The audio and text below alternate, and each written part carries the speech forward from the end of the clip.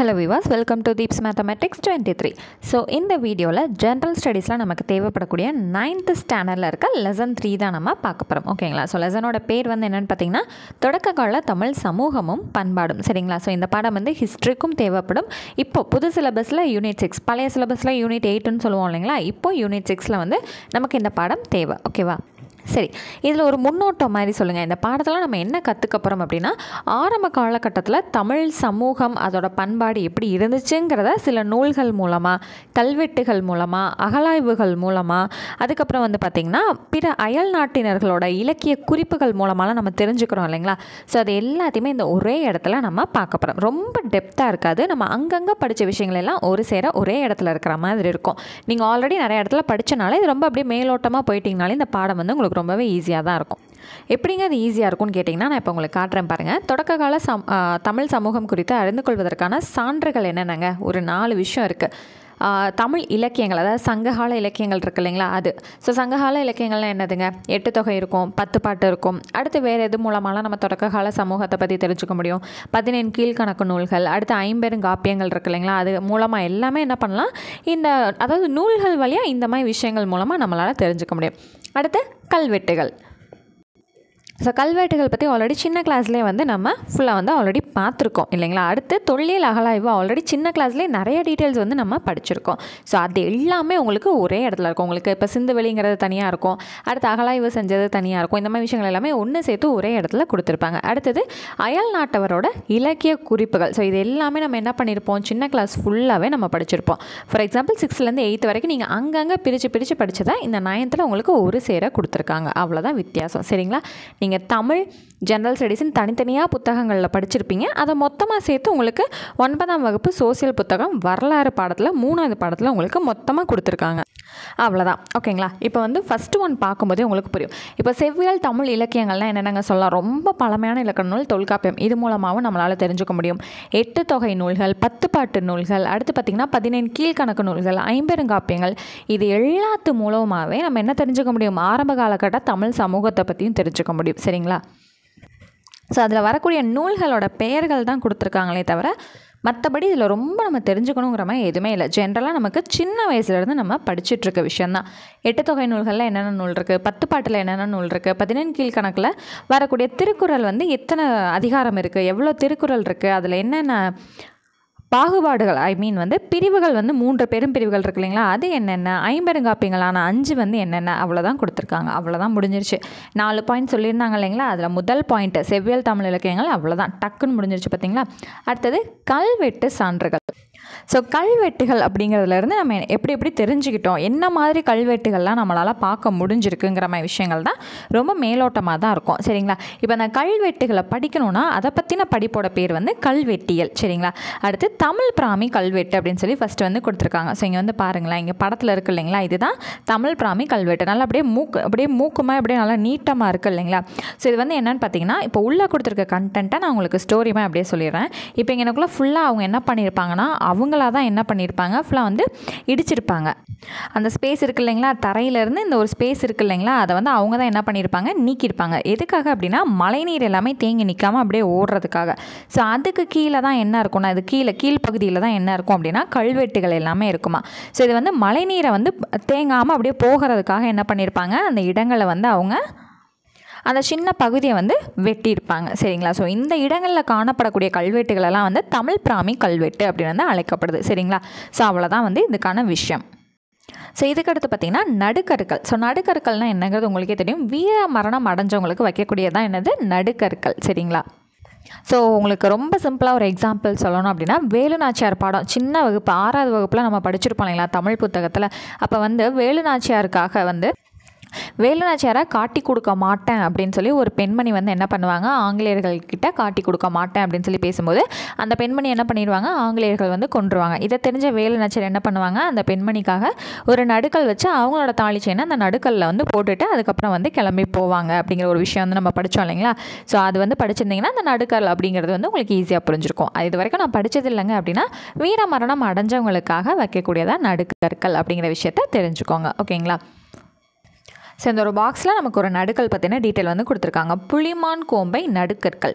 தேனி மாவட்டத்தில் வைகை ஆற்று பள்ளத்தாக்கில் இருக்கக்கூடிய ஊர் தான் வந்து புலிமான் கோம்பை. சரிங்களா? ஸோ இங்கே காணப்பட்டது தான் ஒரு நடுக்கல். அதனால் அது என்னென்னு சொல்கிறாங்க, புலிமான் கோம்பை நடுக்கல்னு சொல்கிறாங்க. 2006 வருடத்தில் அந்த ஊரில் தமிழ் பிராமி கல்வெட்டுகளோட சேர்ந்து அரிய நடுக்கற்களும் வந்து கண்டெடுக்கப்பட்டிருக்கு. சரிங்களா?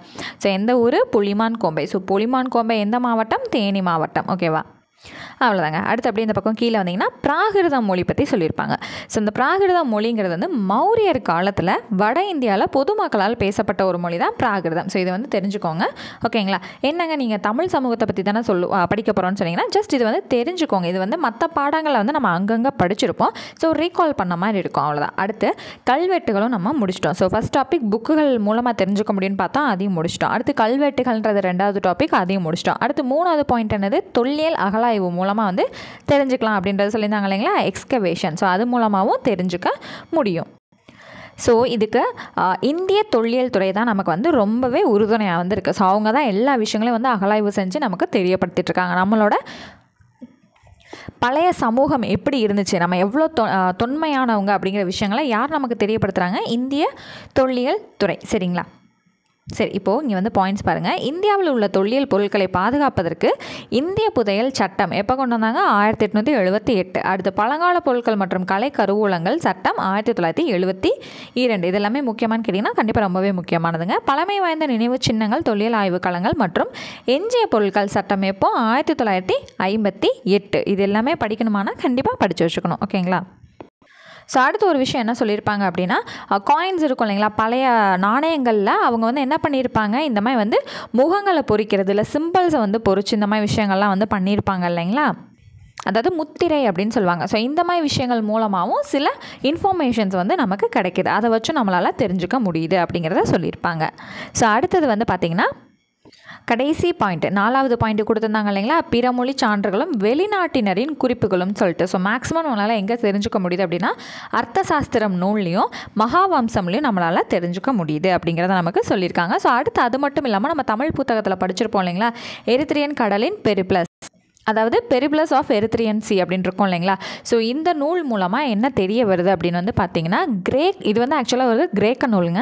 ஸோ அந்த கிரேக்க மொழியில் எழுதப்பட்ட ஒரு நூல். இது எழுதுனது யாருன்றதெல்லாம் நமக்கு வந்து தெரியலை. ஸோ இது மூலமாக வந்து தமிழர்கள் வந்து கடல் கடந்து போய் வந்து வணிகம் செஞ்சுருக்காங்க. தமிழகத்துக்கு மற்ற அந்த கிரேக்கர்களும் வந்து கடல் கடந்து வந்து வணிகங்கள் வந்து செஞ்சுருக்காங்க அப்படிங்கிற விஷயம் இந்த ஒரு நூல் மூலமாக நம்மளால் தெரிஞ்சுக்க முடியுது. ஸோ இன்னொரு விஷயமும் தமிழ் 9th புத்தகத்தில் நமக்கு என்ன சொல்லியிருப்பாங்க அப்படின்னா, நம்மளுடைய நிறைய தமிழ் வார்த்தைகளை அவங்க வந்து யூஸ் பண்ணியிருக்காங்க அப்படிங்கிற மாதிரி விஷயங்கள் வந்து அதில் சொல்லியிருப்பாங்க. ஸோ இது வரைக்கும் யாருமே 9th முதல் இயரில் இருக்கக்கூடிய அந்த பாடம் படிக்கல அப்படின்னா படித்து பாருங்கள், உங்களுக்கே புரியும். சரிங்களா?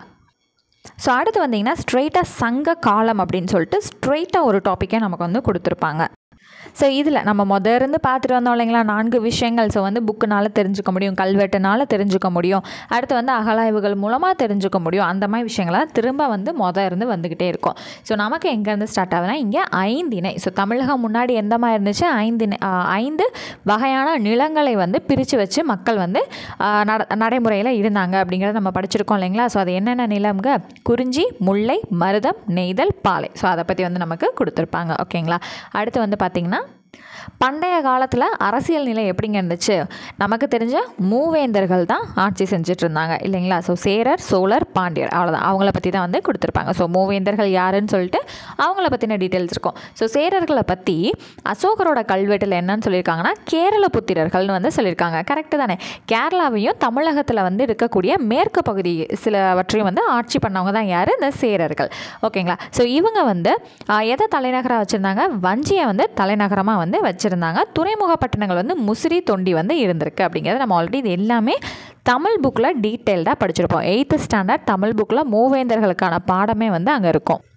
மூவேந்தர்களை பற்றி ஸ்டார்ட் பண்ணிவிட்டு ஃபுல்லாக கம்ப்ளீட்டாக சேரர்களை பற்றி சொல்லியிருப்பாங்க இல்லைங்களா. ஸோ அந்த பாடம் படிச்சிருந்தீங்கன்னா இது எல்லாமே ரொம்ப ஈஸியாக இருக்கும். ஸோ இது எல்லாமே ரிலேட்டட் டு இந்த பாடம் எதுக்கு ரிலேட் ஆகுது? பியூராக தமிழ் புக்குக்கு தான் வந்து ரிலேட் ஆகுது இல்லைங்களா. So general Tamil. ஓகேங்க. ஸோ அடுத்து வந்து பார்த்திங்கன்னா சிலப்பதிகாரத்தில் கண்ணகிக்கு வந்து கோயில் எழுப்பியதா சேரன் செங்குட்டுவனை பற்றி வந்து என்ன பண்ணியிருக்காங்க? டீட்டெயில்டாக சொல்லியிருக்காங்க. ஓகேங்களா. அடுத்து வந்திங்கன்னா சோழர். ஸோ லாஸ்ட் லெசன்லேயே நம்ம வந்து படிச்சிருக்கோம். அதாவது பிற்கால சோழர்கள் பாண்டியர்கள் அப்படின்னு சொல்லி நம்ம படிச்சிருந்தோம் இல்லைங்களா. ஸோ அதில் என்ன படித்தோம், ஸ்டார்டிங்கில் வந்து உறையூரை தான் வந்து தலைநகரமாக வச்சு ஆட்சி பண்ணிகிட்டு இருந்தாங்க அப்படின்னு படித்தோமா. அப்போ இங்கே நமக்கு ஏன் உறையூர்னு நமக்கு கொடுத்துருந்தாங்க, சங்க காலத்தை பற்றி நமக்கு சொல்லிட்டு இருக்கனால ஆரம்ப காலகட்டத்தில் சோழர்கள் வந்து உறையூரை தான் வந்து தலைநகரமாக வச்சு ஆட்சி செஞ்சுட்டு இருந்தாங்க அப்படிங்கிற விஷயத்தை பற்றி நமக்கு இங்கே தெரிய வருது. ஸோ அடுத்து வந்து என்ன சொல்லியிருக்காங்கன்னா, கரிகால சோழனை பற்றி இங்கே வந்து பாராட்டி சொல்லியிருக்காங்க. எதனால் அப்படின்னா, நீர் பெருக்கத்தை வந்து திறம்பட பயன்படுத்தி பாசன வசதிகளை வந்து பெருக்கினவர் இவர் தான். ஸோ விவசாயம் வந்து ரொம்ப செழிப்பாக வந்து இருந்துச்சு இவங்க பீரியடில் அப்படிங்கிற விஷயத்தை பற்றி சொல்லியிருக்காங்க. அடுத்து பிற்கால சோழர்கள் வந்து எப்போ இருந்தாங்க, கிபி 10லேருந்து 13 வரைக்கும் உச்சத்தை எட்டின நிலையில் வந்து அவங்க இருந்தாங்க இல்லைங்களா. ஸோ அதை பற்றி வந்து நமக்கு தெரியப்படுத்தியிருக்காங்க. ஸோ அடுத்து வந்து பார்த்திங்க அப்படின்னா பாண்டியர்கள் வந்து வந்தாச்சு. ஸோ எல்லாமே ரொம்ப குட்டி குட்டியான கண்டென்ட்ஸ் தான் இருக்கும். ஏன்னா நம்ம இது வரைக்கும் என்னெல்லாம் படித்தோமோ அதோட மேலோட்டம் மாதிரி தான் அந்த பாடம் ஃபுல்லாக இருக்கும். ஸோ பாண்டியர்களை குறித்துமே வந்து அசோகரோட கல்வெட்டில் வந்து இருக்குது அப்படின்னு வந்து சொல்லியிருக்காங்க. ஸோ மேக்ஸிமம் வந்து பார்த்திங்கன்னா அசோகரோட கல்வெட்டில் சேரர், சோழர், பாண்டியர் மூவேந்தர்களை பற்றியுமே வந்து கொடுத்துருக்கோம். மூவேந்தர்களை பற்றி கொடுத்த கல்வெட்டு எது அப்படின்னா அசோகர் கல்வெட்டு அப்படிங்கிறது உங்களுக்கு தெரிஞ்சிருக்கணும். ஸோ இவங்களோட தலைநகரம் எதுவாக இருந்துச்சு, மதுரையாக வந்து இருந்துச்சு. ஓகேங்களா. ஸோ தமிழுக்கு சங்கம் வச்சு தமிழை வளர்த்தவங்க வந்து யார், பாண்டியர்கள்.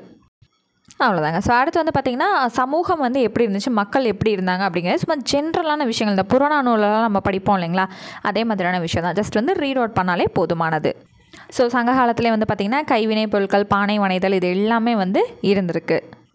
ஸோ அடுத்து வந்து ஆக்சுவலாக நமக்கு இங்கே ரொம்பவே இம்பார்ட்டண்ட்டான பாயிண்ட்ஸ் வந்து என்னென்னு பார்த்தீங்க அப்படின்னா, தமிழ்நாட்டில் அகழாய்வு செஞ்ச பகுதிகள் பற்றின ஒரு சில விஷயங்கள் நம்ம ஆல்ரெடி இது படித்தது தான், அதை பற்றி திரும்பவும் வந்து நமக்கு இங்கே கொடுத்துருப்பாங்க. ஸோ ஃபஸ்ட்டு வந்து கொடுமணல், இது ஆல்ரெடி நம்ம படிச்சிருக்கோம் இல்லைங்களா. ஸோ கொடுமணல்ங்கிறது எங்கே இருக்குது, தமிழ்நாட்டில் ஈரோடுக்கு பக்கத்தில் வந்து இருக்குது. ஸோ இந்த பேர் வந்து ஆல்ரெடி எங்கேயும் வந்து சங்க இலக்கியத்தில் எங்கேயும் யூஸ் பண்ணியிருக்காங்க, பதிற்றுப்பத்துலேயும் வந்து யூஸ் பண்ணப்பட்டிருக்கு. அப்போ அங்கே சொன்ன கொடுமணல் இந்த ஊராக தான் இருக்கணும், இந்த ஊர் தான் அப்படின்னு வந்து சொல்கிறாங்க. சரிங்களா. ஸோ இங்கே வந்து பெருங்கற்கால முதுமக்கள் தாளிகள், இரும்பு, மணிக்கற்கள், சங்கு வேலைப்பாடுகள் குறித்த சான்றுகளும் இங்கே வந்து என்ன பண்ணியிருக்காங்க, கண்டுபிடிச்சி சொல்லியிருக்காங்க. அடுத்து தமிழ் பிராமி எழுத்துக்கள் கொண்ட 300க்கும் மேற்பட்ட மட்கள பொறிப்புகள் இந்த ஊரில் கிடைத்துள்ளன. இது எல்லாமே படிக்கணுமானா கண்டிப்பாக படித்து வச்சுக்கணும். சரிங்களா. சரி, அடுத்து வந்து பார்த்திங்கன்னா இங்கே கொடுத்துருக்காங்க பாருங்கள், குதிரை சேனத்தில் பயன்படும் இரும்பு வணையங்கள் இங்கே கொடுமணலில் கிடச்சிருக்கு. அடுத்து கொடுமணல் அகழாய்வில் தோண்டி எடுக்கப்பட்ட பெருங்கால கல்லறை, ஓகேங்களா, கல்லறையெல்லாம் இருந்திருக்கு. ஸோ சங்கு வளையல்களின் உடைந்த பகுதிகள். சரிங்களா. ஸோ அங்கே சொல்லியிருந்தாங்க இல்லைங்களா, சங்கால செய்யப்பட்ட அணிகலன்கள்னு சொல்லிட்டு. ஓகேவா. சரி, அடுத்தது வந்து பார்த்திங்கன்னா மதுரைக்கு பக்கத்தில் இருந்த கீழடியிலையும் அகழாய்வு செஞ்சாங்க இல்லைங்களா. இது ரொம்பவே நியூஸ்லலாம் ஃபேமஸாக போயிட்டு இருந்துச்சு இல்லையா. சரி, மதுரையிலிருந்து ராமேஸ்வரம் செல்லும் நெடுஞ்சாலையில் சிலைமான் என்ற ஊருக்கு அருகில் தான் என்ன இருக்குது, கீழடி வந்து இருக்குது. ஸோ அங்கே வந்து நம்மளோட இந்திய தொல்லியல் துறை வந்து ஆய்வு செஞ்சது மூலமாக இங்கே நம்மளோட சங்க காலத்து ஒரு நகரம் வந்து இருந்ததை என்ன பண்ணியிருக்காங்க, கண்டுபிடிச்சிருக்காங்க. ஓகேங்களா. ஸோ வந்து புதையுண்டு இருக்குது அப்படிங்கிற விஷயத்த நமக்கு கண்டுபிடிச்சி சொல்லியிருக்காங்க. ஸோ இங்கே என்னென்ன கண்டுபிடிச்சிருக்காங்கன்னா, செங்கற் கட்டுமானங்கள், கழிவுநீர் வழிகள், தமிழ் பிராமி எழுத்துக்கள் கொண்ட மட்கள ஓடுகள், செம்மணி கற்களான அணிகள், முத்து, இரும்பு பொருட்கள், விளையாட்டு பொருட்கள், கண்ணுக்கு மைத்தீட்டும் செப்பு கம்பி போன்றவை கண்டறியப்பட்டுள்ளன. ஸோ என்னென்ன கண்டுபிடிச்சாங்கிறது நமக்கு ரொம்பவே இம்பார்ட்டன்ட் தான். ஓகேங்களா. சரி, அது எல்லாமே ஃபோட்டோஸ் எல்லாமே நமக்கு கொடுத்துருக்காங்க. இதுக்கு வந்து ஒருத்தவர் இடத்தெல்லாம் கூட ஃப்ரீயாகவே கொடுத்தாரு. எனக்கு இடம் வேணாம், நீங்கள் நம்மளோட சமூகத்தை பற்றி கண்டுபிடிங்க அப்படின்னு சொல்லிட்டுலாம் ஒருத்தர் ட்ரெண்ட் ஆகிட்டு இருந்தார். அடுத்து பட்டணம் அப்படிங்கிற ஒரு இடம் இப்போ கேரளாவில் இருக்குது. கேரளத்தின் எர்ணாகுளம் அப்படிங்கிற மாவட்டத்தில் வடக்கு பரவூர் அப்படிங்கிற ஊரை ஒட்டிய வடக்கேகரா என்ற சிற்றூரின் அருகே பட்டணம் அப்படிங்கிற ஊர் வந்து இருக்குது. சரிங்களா. ஸோ மேலை நாடுகளோடும் கீழே நாடுகளோடும் வணிக தொடர்பு இருந்ததுக்கான சான்றுகள் வந்து அங்கே நிறையா கிடச்சிருக்கு அப்படிங்கிறத நமக்கு சொல்லியிருக்காங்க. அவ்வளோதான். ஓகேங்களா. ஸோ அடுத்து இங்கே கொடுத்துருக்க படம் இருக்குது இல்லைங்களா, நம்மளோட மதுரைக்கு பக்கத்தில் இருந்த கீழடியில் ஆய்வு செஞ்சப்போ கிடைச்ச முத்திரைகளும் சிந்துவெளியை வந்து ஆராய்ச்சி செஞ்சப்போ கிடைச்ச முத்திரைகளும் வந்து அப்படியே ஒரே மாதிரியே வந்து இருக்குது அப்படிங்கிறத நமக்கு தெரியப்படுத்தியிருக்காங்க. ஸோ நம்ம இதுக்கு முந்தின லெசன்ஸ்லாம் படிக்கும்போது சிந்துவெளி மக்கள் எல்லாமே அங்கேருந்து புலம்பெயர்ந்து இந்தியா முழுக்க வந்து பரவி வாழ ஆரம்பித்தாங்க. இப்போ அவங்களில் இருந்து தான் வந்து திராவிட மக்கள் வந்து தோன்றியிருக்க வாய்ப்புகள் வந்து அதிகமாக இருக்குது அப்படின்றது வந்து எல்லாருக்குமே தோணுது. ஆனால் முழுமையாக வந்து எங்களால் இன்னும் அந்த சிந்துவெளியில் இருக்கக்கூடிய முத்திரைகளை வந்து படிக்க முடியாதனால முழுமையாக சொல்ல முடியல அப்படிங்கிற கான்செப்ட் வந்து நம்ம படிச்சுட்டு இருந்தோம் இல்லைங்களா. ஸோ அதுக்கு ஒரு எக்ஸாம்பிள்மாக இங்கே வந்து நம்மளால் பார்க்க முடியுது. அடுத்து வந்து பார்த்திங்கன்னா பொருணை நாகரிகம் தமிழ் பண்பாட்டின் தொட்டில் அப்படின்னு வந்து சொல்லப்படுது. இது வந்து பார்த்திங்கன்னா தாமிரபரணி ஆற்றங்கரையில் இதை வந்து நமக்கு கண்டுபிடிச்சி சொல்லியிருக்காங்க. ஸோ அந்த தாமிரபரணி எந்த வழியாக ஓடுது, திருநெல்வேலி தூத்துக்குடி மாவட்டம் வழியாக வந்து ஓடிட்டுருக்கு இல்லைங்களா. ஸோ இது ஆல்ரெடி 7ஆம் வகுப்பு தமிழ் புத்தகத்தில் நம்ம வந்து படிச்சிருப்போம். ஸோ இது வந்து பார்த்திங்கன்னா பொருணை ஆற்றின் கரையில் அமைந்திருக்கிறது தான். ஆதிச்சநல்லூரில் 1876 ஜெர்மானிய பரப்பாய்வாளர் டாக்டர் ஜாகூர் என்பவரால் அகழாய்வு நடத்தப்பட்டது. சரிங்களா? அப்போ அந்த ஆதிச்சநல்லூரை வந்து யார் அகழாய்வு செஞ்சுருக்காங்கங்கிற கொண்டு நமக்கு டீட்டெயில்டாக இங்கே கொடுத்துருக்காங்க. சரிங்களா? ஸோ இவங்க அகழாய்வு செஞ்சப்போ கண்டெடுத்துருப்பாங்க இல்லைங்களா பொருட்கள், அது எல்லாமே சென்னை அரசு அருங்காட்சியகத்தில் காட்சி பொருளாக வந்து வைக்கப்பட்டிருக்கு அப்படின்னு வந்து சொல்லியிருக்காங்க. ஓகேவா? ஸோ எந்தெந்த வருடம் யார் ஆராய்ச்சி செஞ்சாங்க அப்படிங்கிற விஷயங்கள் எல்லாமே இங்கே நமக்கு கொடுத்துருக்காங்க. ஸோ அடுத்து வந்து பார்த்திங்கன்னா ஆதிச்சநல்லூர் சிவகலை கொற்கையில் கண்டெடுக்கப்பட்டுள்ள தொல்பொருட்கள் பற்றி இங்கே வந்து கொடுத்துருக்காங்க. அவ்வளோதான். ஓகேவா? ஸோ அடுத்து வந்து என்னென்ன மாதிரியான பொருள்கள் மொத்தமாக வந்து இந்தியா முழுவதும் வந்து கிடச்சிருக்கு அப்படிங்கிற மாதிரி விஷயங்கள் தான். பொன்னாலான நெற்றி பட்டைகள், அடுத்தது வந்து உயரளவு ஈயம் கொண்ட வெண்கல பொருட்கள், இப்படி தான் இருக்கும். இதுதான் இமேஜ், பார்த்துக்கோங்க, தெரிஞ்சுக்கோங்கன்றாங்க. ஸோ இது வந்து பார்த்திங்க அப்படின்னா நமக்கு அந்த சிந்துவெளி நாகரிகத்தில் கண்டெடுக்கப்பட்ட பெண் உருவம், அந்த டான்ஸ் ஆடுற மாதிரி ஒரு பெண்மணி வந்து சிலை செஞ்சுருப்பாங்க. மெழுகு வேக்ஸ் அந்த இது பார்த்தோம் இல்லைங்களா, லாஸ்ட் வேக்ஸ் அப்படின்ற ஒரு முறையை பயன்படுத்தி செஞ்சுருந்தாங்க அப்படிங்கிறத நம்ம பார்த்தோம் இல்லைங்களா, அந்த சிலை வந்து இதுதான். இது வந்து பார்த்திங்கன்னா ஆதிச்சநல்லூரில் எடுக்கப்பட்டது. ஓகேங்களா? ஸோ இது எல்லாமே நமக்கு இமேஜாகவே கொடுத்துருக்காங்க, இதுதான் தெரிஞ்சுக்கோங்க அப்படின்னு சொல்லிட்டு. அடுத்தது இரும்பு பொருட்கள் என்னென்ன மாதிரிலாம் இருந்திருக்கு. அடுத்து வந்து பார்த்திங்கன்னா பானை வரைஞ்சிருக்காங்கன்னு தெரியும், எந்தெந்த மாதிரி டிசைன்லாம் பண்ணியிருக்காங்க அப்படிங்கிற மாதிரிலாம் காமிச்சிருக்காங்க. அடுத்து அவங்க யூஸ் பண்ண அணிகலன்கள்லாம் என்ன அப்படிங்கிறத காமிச்சிருக்காங்க. நீர் கழிவுநீர் மேலாண்மை எப்படி இருந்திருக்கு அப்படிங்கிறதையும் நமக்கு காமிச்சிருக்காங்க. அடுத்து சங்கு வளையல் தொழிற்கூடம், அதுக்கப்புறம் வந்து பார்த்திங்க அப்படின்னா அயலக தொடர்பை வெளிப்படுத்தும் பானையோடுகளும் நாணயங்களும். ஸோ இது வந்து என்ன சொல்ல வருது அப்படின்னா, நாணயங்கள் அப்படிங்கிறத பார்க்கும்போதே உங்களுக்கு தெரிஞ்சிருக்கும். ஸோ நிறைய வந்து வணிகங்கள் வந்து நடைபெற்றதாக நம்மளால் எப்படி சொல்ல முடியும், பிற நாட்டவரோட நாணயங்கள் நம்ம இடத்துலையும் நம்ம சமூகத்தோட நாணயங்கள் வேறு நாட்டில் கிடைக்கிறத வச்சு தான் பேஸ் பண்ணி தான் என்ன சொல்கிறாங்க, வணிகங்கள் வந்து நடந்திருக்கும். இல்லைன்னா எப்படிங்க பறந்து போய் அங்கேயும் பறந்து போய் இங்கேயுமே வந்து விழுந்திருக்கும், வாய்ப்பே இல்லை. அப்போ வணிகங்கள் வந்து நிறைய நடந்திருக்கு அப்படிங்கிற விஷயங்களுக்கு இதெல்லாம் வந்து ஒரு சான்று அப்படிங்கிற விஷயத்த நமக்கு சொல்கிறாங்க. ஓகேங்களா? ஸோ அவ்வளோதான், இந்த பாடம் வந்து நமக்கு கம்ப்ளீட் ஆயிடுச்சு. ஸோ நெக்ஸ்ட் கிளாஸில் நான் உங்களை மீட் பண்ணுறேன்.